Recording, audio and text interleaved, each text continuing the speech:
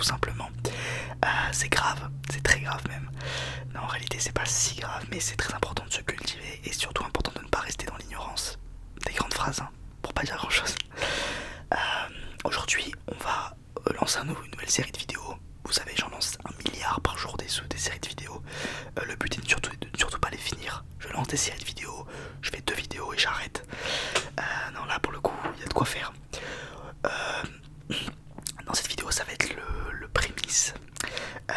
En fait on va réapprendre l'histoire de manière chronologique. Donc pas plus simple, vous allez me dire. En réalité c'est pas facile. Alors la première vidéo ça va peut-être pas être la plus intéressante vu que c'est sur la préhistoire, vu qu'on fait ça. Alors évidemment qu'il y avait des trucs avant la préhistoire. Si on peut s'arrêter à l'histoire humaine, c'est déjà pas mal, dans le sens où on peut parler des dinosaures, on peut parler du Big Bang, mais là on peut-être un peu trop loin pour nous. Enfin du Big Bang, vous croyez en ce que vous voulez, même si bon, voilà. Je suis pas là pour débattre de ça. Donc là j'ai devant moi le site mnhn.fr qui est le muséum de la science de je sais pas quoi. En gros on va lire, vous et moi, et on va parler, on va essayer de débattre un petit peu, enfin débattre, je vais pas débattre sur l'histoire, je vais pas vous dire si c'est vrai ou faux, mais je vais du moins vous dire ce que je sais, ce que je ne savais pas, ce que je trouve intéressant. J'ai trouvé carrément, j'ai fait plusieurs sites et j'ai trouvé un site qui résume la préhistoire. Alors cette vidéo, c'est une vidéo de bébé Cadom, parce que normalement la préhistoire on l'apprend, si je dis pas de bêtises, alors attendez, en CM2 on apprend la... Alors en fait ça dépend des écoles, hein. Moi je me rappelle en CM2 avoir appris la première guerre mondiale, les poilus, oui les premières guerres, les poilus, tout ça, 14-18, ça m'avait beaucoup marqué. Mais je sais pas si c'est la même année où on fait vraiment toute l'histoire ou si ça se divise. Bref, la préhistoire c'est une époque, c'est un moment de notre vie. On n'a pas vécu la préhistoire, je veux dire c'est un moment de notre vie, la préhistoire, où quand on l'apprend, on se rappelle pas trop. Donc je trouve ça important de repartir par là. Après on fera l'Antiquité. Qu'est-ce qu'il y a après l'Antiquité? Moyen-Âge, temps moderne et époque contemporaine, si je dis pas de bêtises. Donc la préhistoire, enfin en fait les époques sont divisées avec des grands changements dans l'histoire de l'humanité. Par exemple je crois que la préhistoire, je vais pas dire de bêtises, c'est pas l'invention de l'écriture. Alors on verra à la fin. Le Moyen-Âge, c'est pas 1789, je crois que le Moyen-Âge c'est 1789. Ensuite les temps modernes, c'est sûrement la révolution industrielle, enfin bref, des grands tournants dans l'histoire de notre civilisation, pour des grandes phrases qui veulent rien dire, hein. Ok, allez on commence à lire parce que je m'étends beaucoup.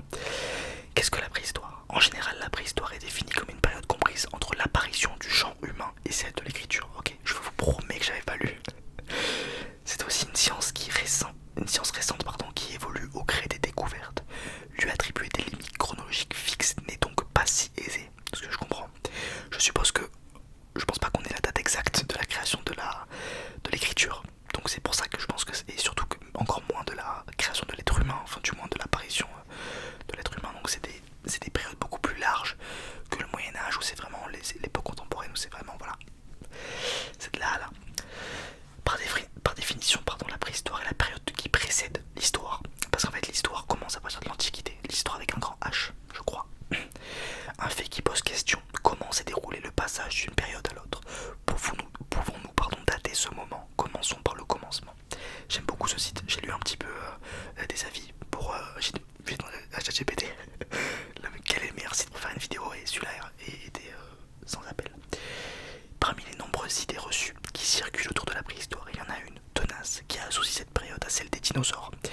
Ben non, pourtant ces derniers ne sont pas des animaux préhistoriques, oui voilà. Alors ça c'est vraiment pareil, hein.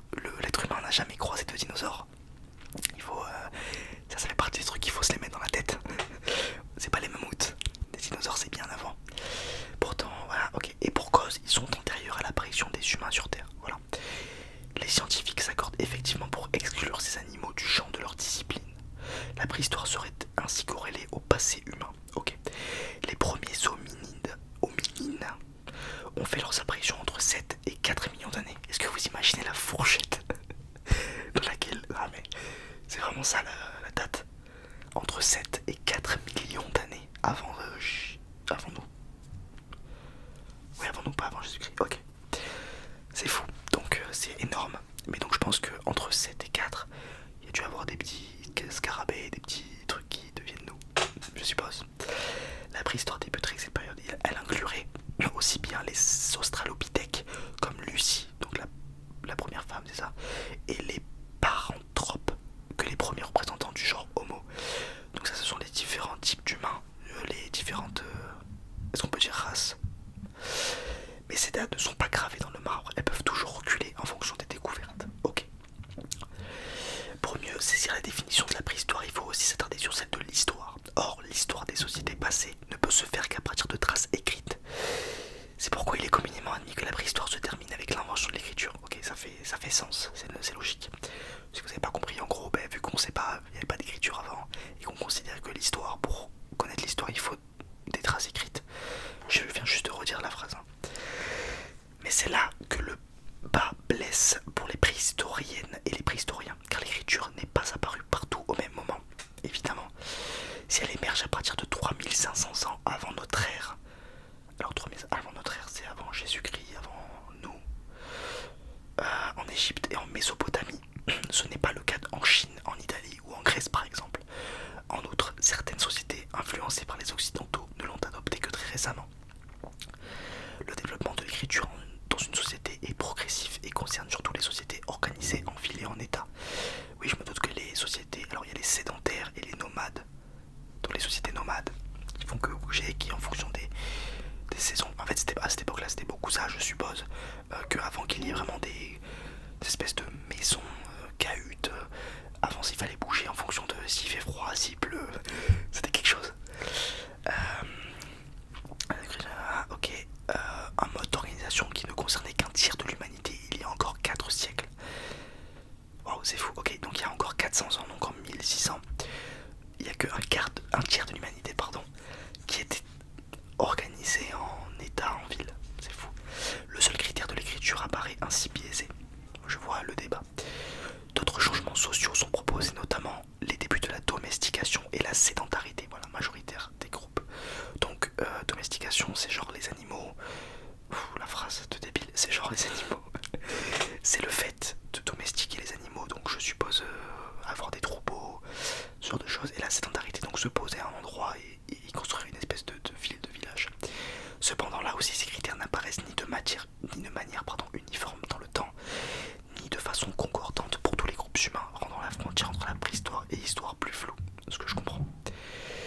Alors, les grandes périodes de la préhistoire. Le découpage de la préhistoire a été initié dans les années 1830 par Christian Jørgensen Thomsen, archéologue et directeur du musée de Copenhague. En triant les objets qu'il collecte en fonction de leur matière, il fait émerger le système des 3 âges: l'âge de pierre, l'âge de bronze et l'âge du fer. Ok, donc c'est ça, ça vient de là, l'âge de pierre. En 1865, le préhistorien et naturaliste anglais John Lubbock propose de partager l'âge de la pierre en 2 époques: le paléolithique, ou l'âge de la pierre ancienne, et le néolithique, l'âge de la pierre nouvelle. Ok, donc là on nous explique en gros que la préhistoire est divisée en 2 grandes histoires. Le paléolithique, donc le plus vieux, et le néo, donc le néo qui veut dire nouveau en je ne sais quelle langue, néolithique qui veut dire le nouvel âge de pierre. En 1909, Jacques de Morgan peut-être préhistorien et archéologue, suggère d'y ajouter une période intermédiaire, le mésolithique. Ok, donc ainsi divisé en 3. Il faut cependant garder à l'esprit que le caractère fragile et fluctuant de ces périodisations.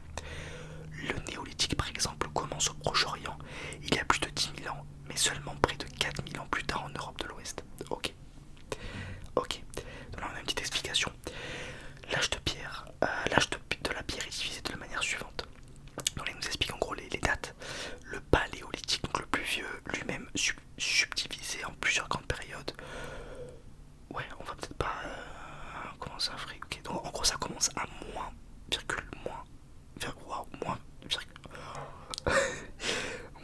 3,3 millions d'années à 1 million d'années. Et voit certains humains commencer à sortir d'Afrique. Ok, le mésolithique compris entre moins 12 000 et moins 6 000, et le néolithique entre moins 6 000 et moins 2200 ans. Ok, donc en gros, paléolithique, donc le plus vieux c'est moins 3 millions à moins 12 000, après c'est moins 12 000, moins 6 000, et moins 6 000, moins 2200 avant Jésus-Christ. Cet âge est précédé par une grande période, celle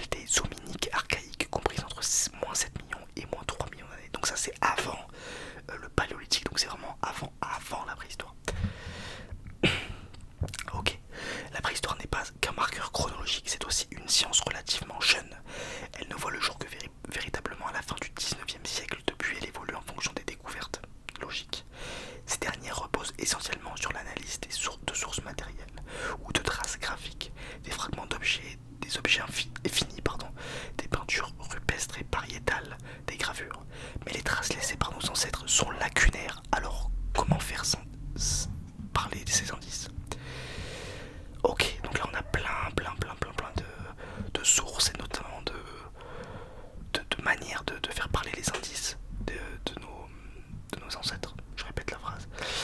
On va juste s'attarder 2 secondes de plus juste pour bien se mettre dans la tête. Donc la préhistoire elle est divisée en 3 grandes parties. Le paléolithique de moins 3, on va dire moins 3 millions d'années à moins 12 000 ans. Donc ça c'est vraiment une énorme période comme vous pouvez le voir. Bah, c'est 3 millions d'années en fait. Parce que moins 12 000 ça ne... Voilà. Après on a moins 12 000, moins 6 000. Ça c'est le mésolithique. Et ensuite on a le néolithique, le moins 6 000 à moins 2200. Et après l'invention de l'écriture et donc l'Antiquité. Les amis, voilà, vous avez les dates. On va sûrement faire une deuxième vidéo là-dessus parce que je suis vraiment passé juste sur le dessus. Donc on va sûrement faire une deuxième vidéo sur la préhistoire et après on passera à l'Antiquité. On va voir si je trouve un peu mieux parce que là c'est vrai que c'était vraiment le début.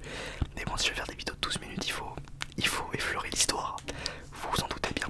Après on fera vraiment des trucs super précis, genre la bataille de Waterloo, des trucs comme ça, parce que je trouve ça beaucoup plus intéressant. Évidemment en préhistoire on a beaucoup moins de choses à raconter, même si la période est immense, on a beaucoup moins de choses à dire. Donc voilà les amis, j'espère que cette vidéo vous a plu, j'espère